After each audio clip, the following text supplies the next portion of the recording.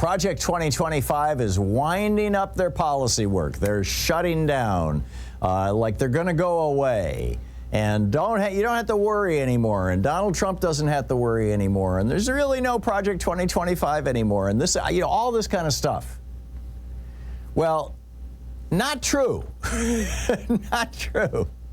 What they said. This is the press release, essentially, or the comment that they made, is that they have said that they're shutting down their policy work. Now, what does that mean? What that means is the policy work is where you decide what your policies are going to be. Once you've done your policy work, then you do your political work. Then you do your, then you implement those policies. So all they're saying is, everything that's in that 900-page book, we're done. We don't have anything to add to it. But it's still there. It's still real. It was still put together by a bunch of Trump administration officials, former Trump administration officials.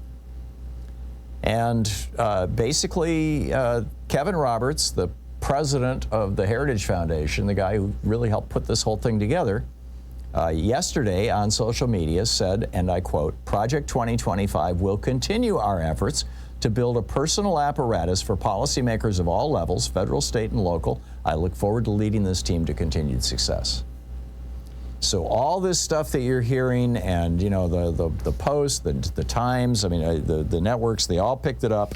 You all think that Project 2025 is so scary and so terrible, and Donald Trump is going to use it to deconstruct American government and all that. Don't worry, they finished their policy work. Yeah, that's exactly what they've done. They finished their policy work, and now they're in the putting it into law, putting it into place phase.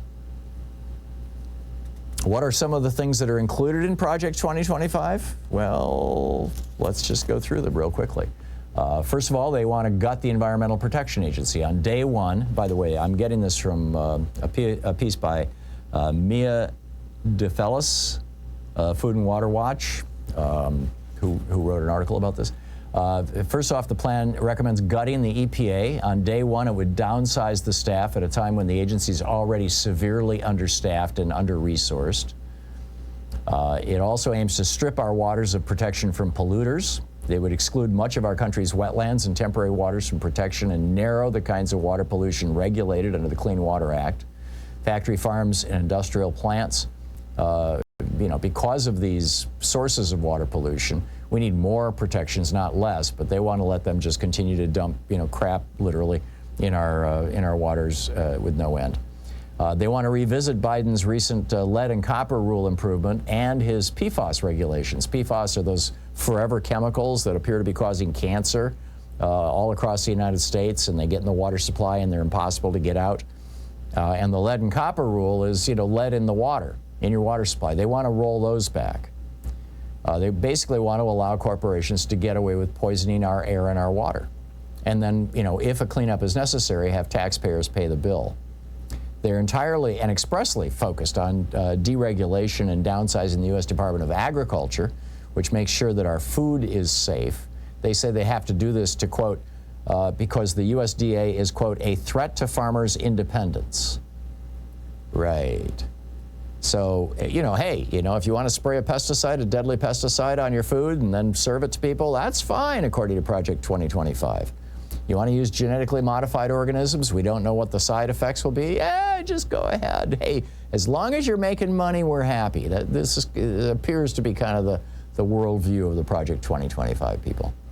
Additionally, Project 2025 cruelly threatens to yank food access from poor and low-income families across the country. Notably, it calls for limiting access to SNAP benefits, those food stamps, and which feed 40 million people in the United States right now. And it also wants to restrict the TANF program, Temporary Assistance for Needy Families program, which specifically helps children and families with children who are falling on hard times. Lost your job, your house burned down, a flood, wiped out your home. Stuff like that. The TANF program comes in to help out. They want to do that. They want to restrict that. They want to expand fossil fuel drilling, fracking, and gas exports. They want to make our planet warmer. or at least they want to make more profits. I'm not sure that they care explicitly whether the planet is warm or not. What they want to do is jack up the profits of the fossil fuel barons, you know, and there's a bunch of them, and the fossil fuel companies that give them so many dollars. So that's what we're seeing.